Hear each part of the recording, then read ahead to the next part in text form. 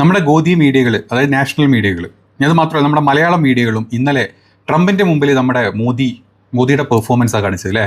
അതായത് അവർ പറയുമ്പോൾ മോദി വിശ്വഗുരുവൊക്കെയാണ്, പക്ഷേ യഥാർത്ഥത്തിൽ ട്രംപിൻ്റെ മുമ്പിൽ ചൂളിയിരിക്കുന്ന നമ്മുടെ പ്രധാനമന്ത്രിനെ നമ്മൾ ഇന്നലെ കണ്ടത്.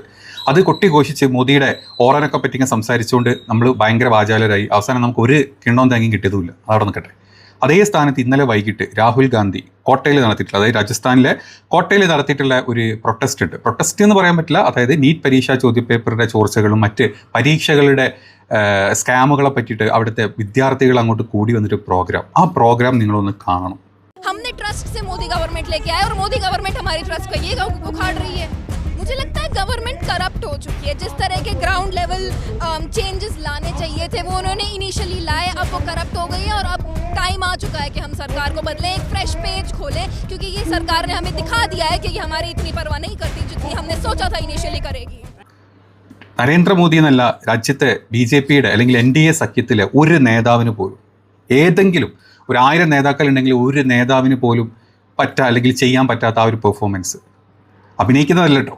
മോദി അറിയുന്ന പോലെ അല്ലെങ്കിൽ BJPയുടെ MP ചെയ്യുന്ന പോലെ അല്ലെങ്കിൽ മന്ത്രിമാർ കാണിക്കുന്ന പോലെ ഒന്നുമല്ല. അത്രയും വലിയൊരു ആൾക്കൂട്ടത്തിന് അല്ലെങ്കിൽ അത്രയും വലിയ ജൻസി എന്ന് വേണമെങ്കിൽ പറയേണ്ടത് സ്റ്റുഡൻസ് അവിടെ ഒത്തുകൂടിയിട്ട് അവരോട് സംവദിക്കുന്ന കാര്യങ്ങൾ അല്ലെങ്കിൽ അവരോട് കാര്യങ്ങൾ പറഞ്ഞ് മനസ്സിലാക്കുന്നത്, നമ്മുടെ രാജ്യം അനുഭവിക്കുന്ന എക്സാം സ്കാമുകളെ പറ്റി എക്സ്പ്ലെയിൻ ചെയ്ത രീതി കണ്ടു കഴിഞ്ഞാൽ നമ്മുടെ കണ്ണ് തള്ളിപ്പോവും. കാരണം 3 വരികൾ പറയാനേ നമ്മുടെ മോദിജി 6 വട്ടമാണ് തുണ്ട് കടലാസിലോട്ട് നോക്കിയത്. അതും നമുക്ക് അത്രയും കൺസേൺസ് ഉള്ളൊരു സമയത്ത് US അല്ലെങ്കിൽ ട്രംപ് നമ്മളോട് കാണിക്കുന്ന അനീതികൾ ഒരുപാടുണ്ട്, അല്ലെങ്കിൽ ഒരുപാട് കാര്യങ്ങളുണ്ട്. അതിനെതിരെ സംസാരിക്കാൻ വെറും 3 വരികൾ മാത്രം സംസാരിക്കാൻ 6 പ്രാവശ്യം തുണ്ട് കടലാസ് നോക്കി മോദിയെ നമ്മൾ കണ്ടു. അതേ സ്ഥാനത്ത് അവിടെ ഇന്ത്യയുടെ മറ്റ് പല പ്രധാനമന്ത്രിമാരും, തൊട്ട മുമ്പത്തെ മൻമോഹൻ സിംഗ് അടക്കമുള്ള പല പ്രധാനമന്ത്രിമാരും ഇത്തരത്തിലുള്ള സമ്മിറ്റുകൾ, അതായത് ഉച്ചകോടികളിലും അല്ലെങ്കിൽ ഇത്തരത്തിലുള്ള അമേരിക്കൻ പ്രസിഡന്റുമാരെന്നല്ല പല പ്രസിഡന്റുമാരെ മുമ്പിൽ ഇരുന്ന് സംസാരിച്ച രീതിയും ഇതും കാണുമ്പോൾ മനസ്സിലാവണം, വിശ്വഗുരുവാണോ വേറെ വല്ല ഗുരുവാണോ എന്നുള്ളത് നിങ്ങൾ തന്നെ തീരുമാനിക്കണം. സംഖ്യകൾ നിങ്ങളോടാണ് പറയാനുള്ളത്. അപ്പം ഇന്നലത്തെ രാഹുൽ ഗാന്ധിയുടെ പ്രോഗ്രാം എങ്ങനെയാണ് എക്സാം നമ്മുടെ രാജ്യത്തെ ഭരണം അട്ടിമറിച്ചുകൊണ്ടിരിക്കുന്നത് എന്നുള്ളതിനുള്ള ഒരു വെൽ എക്സ്പ്ലനേഷൻ ആയിരുന്നു. ഒരു റോക്ക് സ്റ്റാർ സ്റ്റൈലിൽ രാഹുൽ ഗാന്ധി അവിടെ കയറി വരുന്നു. പിള്ളേരുടെ ഒരു ആവേശം അല്ലെങ്കിൽ പിള്ളേരുടെ കൺസേൺ പറയാനും അതിനെപ്പറ്റി സംസാരിക്കാനും ഡിസ്കസ് ചെയ്യാനും നമ്മുടെ രാജ്യത്തെ ഭരണകൂടം അതിന് സപ്പോർട്ട് ചെയ്യുന്നില്ല. നമ്മുടെ രാജ്യത്തെ പ്രധാനമന്ത്രി അത് ചിന്തിച്ചിട്ട് പോലുമില്ല, അത് അറിഞ്ഞിട്ട് പോലുമില്ല. ഇനി അറിഞ്ഞാൽ തന്നെ ഇവിടെ എത്ര പേര് അങ്ങ് ആത്മഹത്യ ചെയ്തു കഴിഞ്ഞാലും നമ്മുടെ മോദിജിക്ക് ഒരു പ്രശ്നവുമില്ല. ആ കോൺഫിഡൻസ് ലെവലാണ് മോദി അല്ലെങ്കിൽ മോദി സർക്കാരിന്. നിങ്ങൾ അവിടെ എന്ത് ചെയ്താലും ഇപ്പുറത്ത് വോട്ട് എങ്ങനെ വാങ്ങണം, അല്ലെങ്കിൽ വോട്ട് എങ്ങനെ കക്കണം, അല്ലെങ്കിൽ വോട്ട് എങ്ങനെ കൂച്ചണം എന്നുള്ളത് ഞങ്ങൾക്ക് നല്ലപോലെ അറിയാം. ആ ഒരു കോൺഫിഡൻസ് ഉള്ളത് കൊണ്ട് തന്നെ രാജ്യത്ത് എന്ത് ഇങ്ങനത്തെ പ്രശ്നങ്ങൾ നടന്നു കഴിഞ്ഞാലും ഇത്രയേ ഉള്ളൂ BJP സർക്കാരിന്. അതുകൊണ്ടാണ് ജനങ്ങൾ രാഹുൽ ഗാന്ധി അവിടെ വന്നപ്പം ഒത്തുകൂടിയതും അതിനോട്ട് അല്ലെങ്കിൽ അതിന് സപ്പോർട്ട് ചെയ്ത് അങ്ങോട്ട് വന്നിട്ടുള്ളതും. പറഞ്ഞ കുറച്ച് കാര്യങ്ങൾ ഞാൻ പറഞ്ഞുതരാം. അതായത് ഈ പ്രോഗ്രാമിന് വിദ്യാർത്ഥികളുടെ ശബ്ദം, അതായത് ഛത്രം കി ഗൂഞ്ച് എന്നുള്ള പേരിലായിരുന്നു ഈ ഒരു പ്രോഗ്രാം ഇന്നലെ കണ്ടക്ട് ചെയ്തിരുന്നത്. ഇന്നലെ വൈകിട്ട് 7 മണിയോടെയാണ് ഈ ഒരു പ്രോഗ്രാം സ്റ്റാർട്ട് ചെയ്തിട്ടുള്ളത്. ഇതിൽ രാഹുൽ ഗാന്ധി പറഞ്ഞിട്ടുള്ള കുറച്ച് കാര്യങ്ങളുണ്ട്. അതായത് ഇതൊരു രാഷ്ട്രീയ പരിപാടിയല്ല, ഇവിടെ BJP എന്നോ കോൺഗ്രസ് എന്നോ രാഷ്ട്രീയം ഞാൻ ഇവിടെ പറയുന്നില്ല. ഞാൻ വിദ്യാർത്ഥികളുടെ പ്രശ്നം എന്താണ് ഇന്ത്യയിൽ നടക്കുന്നത് യഥാർത്ഥത്തിൽ ഇതാണ് പറഞ്ഞിട്ടുള്ളത്. വാക്കുകൾ ഇങ്ങനെയായിരുന്നു, ഇതൊരു രാഷ്ട്രീയ യോഗമേ അല്ല. രാഹുൽ ഗാന്ധി പ്രസംഗത്തിന്റെ തുടക്കത്തിൽ തന്നെ അത് വ്യക്തമാക്കിയിട്ടുണ്ട്. BJP, കോൺഗ്രസ്, രാഷ്ട്രീയം, തെരഞ്ഞെടുപ്പ് തുടങ്ങിയ ഒരു വാക്കുകളും ഞാൻ ഉപയോഗിക്കില്ല. അത് വളരെ സരി, അതൊന്നും ഉപയോഗിച്ചിട്ട് പോലും ഇല്ല.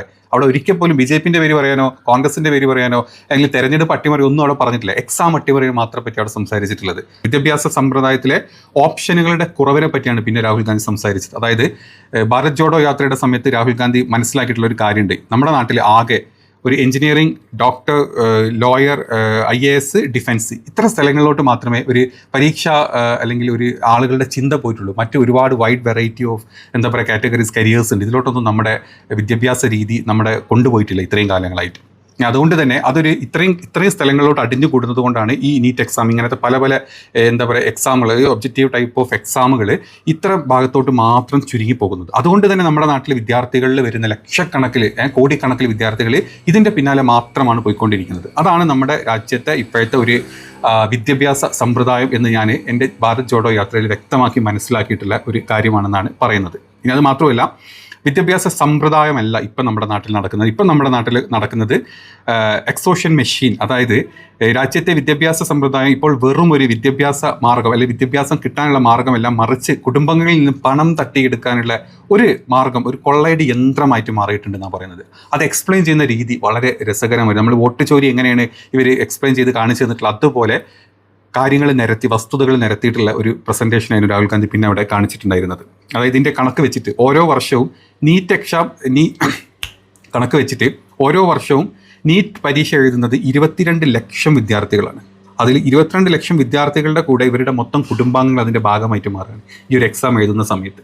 ഈ കോച്ചിങ് സെൻറ്ററുകളിലൂടെ അതല്ലെങ്കിൽ എക്സാം ഫീസുകൾ അതല്ലാണ്ട് ഇങ്ങനെ ഇതിനെ സംബന്ധിച്ചുള്ള സകല കാര്യങ്ങളും വെച്ചിട്ട് ഓരോ വർഷം ഏകദേശം 1.32 ലക്ഷം കോടി രൂപയാണ് ഈടാക്കപ്പെടുന്നത്. 22 ലക്ഷം പിള്ളേരുടെ അടുത്ത് നിന്ന് 1.32 ലക്ഷം കോടി രൂപ.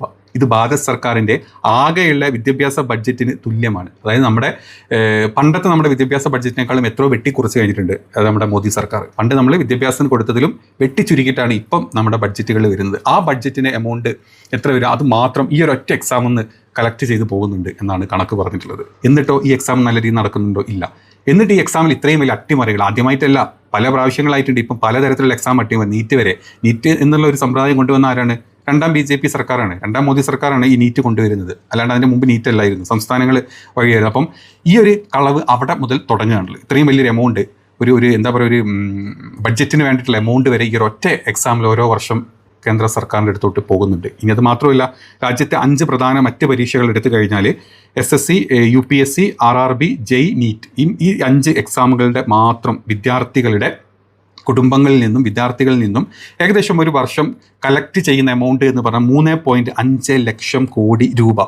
3.5 ലക്ഷം കോടി രൂപയാണ് ഈ ഒരൊറ്റ വിദ്യാർത്ഥികളുടെ കയ്യിൽ നിന്ന് നമ്മുടെ സർക്കാരിൻ്റെ അടുത്തോട്ട് പോകുന്നത്, അല്ലെങ്കിൽ സർക്കാർ അനുബന്ധ ഡിപ്പാർട്ട്മെൻറ്റുകളിലോട്ട് പോകുന്നത്.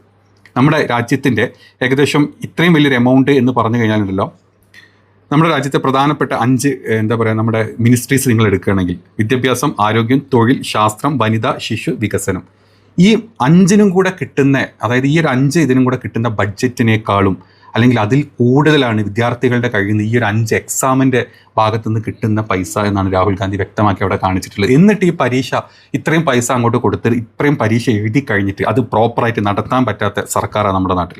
അത് പ്രോപ്പറായിട്ട് മോണിറ്റർ ചെയ്യാൻ പറ്റാത്ത സിസ്റ്റമാണ് നമ്മുടെ നാട്ടിൽ.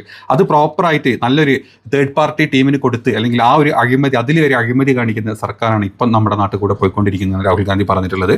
അതുമാത്രമല്ല, ഇതേ സമയത്ത് ഇപ്പം നമ്മൾ ഇത്രയും എക്സാമും കാര്യങ്ങളൊക്കെ നമ്മൾ ഇത്രയും ഈ കാര്യങ്ങളൊക്കെ എഴുതിയിട്ട് നമുക്ക് കിട്ടുന്ന റിസൾട്ട് എന്താണെന്നും കൂടെ പുള്ളി വ്യക്തമാക്കി പറയുന്നുണ്ട്. അതായത് नीट में से 180, मगर पैसा देखिए इन 5 एग्जाम्स का अच्छी तरह देखिए. ഇത്രയും കോടി വിദ്യാർത്ഥികൾ ഇതങ്ങ് എഴുതി കഴിഞ്ഞാൽ നമ്മളൊരു കണക്കെടുത്ത് നോക്കിക്കഴിഞ്ഞാൽ ഇതിൽ ജോലി ലഭിക്കുന്ന എത്ര പേരുണ്ട് എന്നുള്ള ഒരു കണക്കും കൂടെ രാഹുൽ ഗാന്ധി അവിടെ പറയുന്നുണ്ട്. അതായത് തൊഴിലിൻ്റെ കണക്ക് 1000 കുട്ടികൾ നിങ്ങളിങ്ങനെ എടുക്കുകയാണെങ്കിൽ 1000 കുട്ടികളിൽ 12 പേർക്ക് മാത്രമാണ് ഇത്രയും എക്സാമുകളും കാര്യങ്ങളും എഴുതിയിട്ട് ജോലി കിട്ടുന്നത്. സ്ഥിര വരുമാനമുള്ള ജോലി 1000-ൽ 12 പേര്. പെർസെൻറ്റേജ് നമുക്ക് പറയാൻ പോലും പറ്റാത്ത ഒരു പെർസെൻറ്റേജാണ് അല്ലേ. 0.% ആളുകൾക്ക് ജോലി കിട്ടുന്നുള്ളൂ. പിന്നെ വരുന്ന ഒരു 300 പേര്. ഈ 300 പേര് എന്ന് പറഞ്ഞു കഴിഞ്ഞാൽ ഈ തൊഴിലില്ലാത്ത, അത് ഒരു നിലക്കും അവർക്ക് ജോലി കിട്ടാത്ത രീതിയിൽ അവർ പല ഭാഗത്ത് ഒന്നും അല്ലാണ്ടായി പോകുന്നുണ്ട്. പിന്നെ 1000-ൽ വരുന്ന ഒരു 700 പേരുടെ അടുത്ത് വരുന്ന ആളുകൾ ഓല ഓടിച്ചിട്ടും ഊബർ ഓടിച്ചിട്ടും മറ്റ് ഈ ചെറിയ ജോലികളായിട്ട് അങ്ങനെ ചെയ്തു പോകുന്നു. അപ്പം ഇതിൽ നിന്ന് ഇത്രയും പൈസ നമ്മൾ അങ്ങോട്ട് കൊടുത്ത് കേന്ദ്രത്തിന് കൊടുത്തിട്ട് നമുക്ക് ഇങ്ങോട്ട് കിട്ടുന്നത് അതിലൊരു 1000-ൽ 12 പേർക്ക് മാത്രം ജോലി കിട്ടിപ്പോകുന്ന തൊഴിലില്ലാത്ത ഒരു അവസരം, അല്ലെങ്കിൽ ഒരു തൊഴിലില്ലായ്മ രാജ്യത്ത് രൂക്ഷമായിട്ട് കയറിക്കൊണ്ടിരിക്കുകയാണെന്നാണ് രാഹുൽ ഗാന്ധി ഇതിൽ വ്യക്തമാക്കി പറഞ്ഞിട്ടുള്ളത്. അത് വിത്ത് പ്രൂഫാട്ടോ, വെറുതെ മറ്റേ തുണ്ട് നോക്കി മറ്റേ വായിക്കുന്ന ട്രംപോ അതല്ല ഉദ്ദേശിച്ചത്. അതായത് കറക്റ്റ് എന്താണോ ചെയ്യേണ്ടത് അത് അവിടെ കറക്റ്റായിട്ട് കാണിച്ചിട്ട് ഇതിനുള്ള പരിഹാരം എന്താണ്. ഓരോ ഇന്ത്യക്കാരനും വലിയ സ്വപ്നങ്ങൾ കാണാനുള്ള സ്വാതന്ത്ര്യം ഉണ്ട് അല്ലേ. പക്ഷെ അവ നേടിയെടുക്കാനുള്ള സാഹചര്യവും അല്ലെങ്കിൽ സഹായവും നമ്മുടെ വിദ്യാഭ്യാസ സമ്പ്രദായത്തിൽ നമുക്കില്ല. ഇനി നമ്മൾ ഇതൊക്കെ ചെയ്ത് കഴിഞ്ഞിട്ട് നമുക്ക് എന്തെങ്കിലും കിട്ടുമെന്ന് വിചാരിക്കുന്ന സമയത്തോ അത് സ്കാമായി പോകും. അല്ലെങ്കിൽ എത്രയോ വിദ്യാർത്ഥികൾ ഈ ഒരു സ്കാമിൽ പെട്ടിട്ട് അവരുടെ ജീവൻ കളഞ്ഞിട്ടുണ്ട്. അതുപോലെ തന്നെ രാഹുൽ ഗാന്ധി ഇന്നലെ ഈ ഒരു നീറ്റ് JEE UPSC പരീക്ഷ തയ്യാറെടുക്കുന്ന വിദ്യാർത്ഥികളായിട്ട് 4-5 വിദ്യാർത്ഥികളും അവരുടെ ഫാമിലിനെയും വേദിയിലോട്ട് വിളിച്ചിട്ടുണ്ടായിരുന്നു. അവരുടെ ബുദ്ധിമുട്ടുകളും അവർ ഏത് രീതിയിലാണ് കാര്യങ്ങൾ അവരെങ്ങനെയാണ് ഫേസ് ചെയ്യുന്നത് അങ്ങനത്തെ കാര്യങ്ങളൊക്കെ ഇന്നലെ ഈ ഒരു പരിപാടിയിൽ ഡിസ്കസ് ചെയ്തു. അതായത് 3000-ൽ ഒരാൾ മാത്രമാണ് IAS സിസ്റ്റത്തിലോട്ട് കയറുന്നത്. അതായത് 3000 വിദ്യാർത്ഥികൾ എക്സാം എഴുതുന്ന ഒരാൾ മാത്രമാണ് IAS സിസ്റ്റത്തിലോട്ട് കയറുന്നത്. യഥാർത്ഥത്തിൽ നമ്മുടെ നാട്ടിലെ പരീക്ഷകൾ എന്ന് പറഞ്ഞാൽ സെലക്ഷൻ പ്രക്രിയയല്ല, റിജക്ഷൻ പ്രക്രിയക്കാണ് കൂടുതൽ ഇത് കൊടുക്കുന്നത്. അതായത് അവസരങ്ങൾ ഉണ്ടായിട്ടും അത് പ്രയോജനപ്പെടുത്താൻ വിദ്യാർത്ഥികളെ സമ്മതിക്കാണ്ട് ഒരു 3000 പേര് വരുമ്പോൾ ഒരാളെടുത്ത് ബാക്കി റിജക്ഷൻ പ്രോസസ്സാണ് നമ്മുടെ അല്ലെങ്കിൽ നമ്മുടെ വിദ്യാഭ്യാസ സിസ്റ്റത്തിൽ നടക്കുന്നത് എന്നാണ് രാഹുൽ ഗാന്ധി ഇന്നലെ സംസാരിച്ചിട്ടുള്ളത്. നമ്മൾ നീറ്റ് എക്സാം എഴുതാറുണ്ടല്ലേ, 22 ലക്ഷം പിള്ളേർ നമ്മൾ എഴുതുന്നുണ്ട്. അതിൽ 180 പിള്ളേർക്കാണ് പ്രോപ്പറായിട്ട് MBBS സീറ്റ് കിട്ടുന്നത്. ബാക്കിയുള്ളവർക്ക് പല സ്ഥലങ്ങളിൽ പല പല എന്താ പറയുക പല വേരിയൻറ്റിലോട്ടുള്ളാണ് പല എന്താ പറയുക ഇതും കിട്ടുപോകുന്നത്. 180 പേര് ആഗ്രഹിച്ച പോലെ അവർക്ക് ജോലി അല്ലെങ്കിൽ ഡോക്ടർ ആവാനുള്ള ഒരു അവസരം കിട്ടുന്നുണ്ട്. അങ്ങനെ ഓരോ കണക്കുകൾ എടുത്തിട്ട് ഇപ്പം JEE എക്സാം എഴുതി എത്ര പേർക്ക് കിട്ടും, അതല്ലെങ്കിൽ MBBS നീറ്റ് എഴുതി എത്ര പേർക്ക് കിട്ടും, അതല്ലെങ്കിൽ നമ്മുടെ IAS എക്സാം എഴുതി കഴിഞ്ഞാൽ IPS എക്സാം എഴുതി കഴിഞ്ഞാൽ അതിൽ ഇത്രയും വരുന്ന പിള്ളേർക്ക് ഇത്രയും പേർക്ക് കിട്ടും. ബാക്കിയുള്ള പിള്ളേർ എവിടെ പോകണം, എന്ത് ചെയ്യുന്നത് എന്നുള്ളത് നമ്മുടെ ഗവൺമെൻറ്റിനോ അല്ലെങ്കിൽ നമ്മുടെ നാട്ടിലെ സിസ്റ്റങ്ങൾക്ക് ഒരു പ്രശ്നമേ ഇല്ല. അതുകൊണ്ടാണ് നമ്മുടെ രാജ്യത്ത് ഇത്രയും ഹൈ എൻഡ് ആയിട്ട് ഇപ്പം തൊഴിലില്ലായ്മ നടന്നുകൊണ്ടിരിക്കുന്നത്. തൊഴിലില്ലായ്മയുടെ ഏറ്റവും ലാസ്റ്റ് 10 വർഷത്തിൽ ഏറ്റവും ഹയസ്റ്റ് വേർഷനിലാണ് നമ്മൾ പോകുന്നത്. നമ്മളിപ്പോൾ 2004 മുതൽ 2014 വരെയുള്ള ഒരു കാലഘട്ടം എടുക്കുക. നിങ്ങൾ ഇപ്പോഴത്തെ തൊഴിലില്ലായ്മ ഒരു ചാർട്ട് എടുത്ത് വെറുതെ നോക്കിക്കഴിഞ്ഞാൽ മതി. നമ്മൾ മുമ്പ് ഒരു വീഡിയോ ചെയ്തിട്ടുണ്ട്, അതിൻ്റെ ഫുൾ ഡീറ്റെയിൽസ് അതവിടെ ഉണ്ട്. അപ്പം ഈ അവസ്ഥയിൽ ഇങ്ങനെ ഒരു പ്രോഗ്രാം കണ്ടക്ട് ചെയ്ത് അത്രയും പിള്ളേരെ അവിടെ കൂട്ടിക്കൂടി അല്ലെങ്കിൽ അത്രയും പിള്ളേരുടെ ഫാമിലിനെ അവിടെ കൊണ്ടുവന്നിട്ട് അവർക്ക് പ്രോപ്പറായി എന്ത് നടക്കുന്നു ഏത് നടക്കുന്നു എന്നുള്ള അവരുടെ കൺസേൺസ് കേട്ട് അവരുടെ കൺസേൺസിനുള്ള മറുപടി എങ്ങനെ ചെയ്യണം എന്ത് ചെയ്യണം നമ്മുടെ നാട്ടിൽ നിന്ന് പറഞ്ഞു കൊടുത്തിട്ടുണ്ടെങ്കിൽ അത് രാഹുൽ ഗാന്ധിക്ക് മാത്രമേ പറ്റുള്ളൂ. BJPയുടെ ഒരു നേതാവിന് പോലും ആ മുമ്പിൽ വന്ന് നിന്നിട്ടേ മൈക്ക് പിടിച്ച് പിറച്ച് ഓടാനേ പറ്റുള്ളൂ.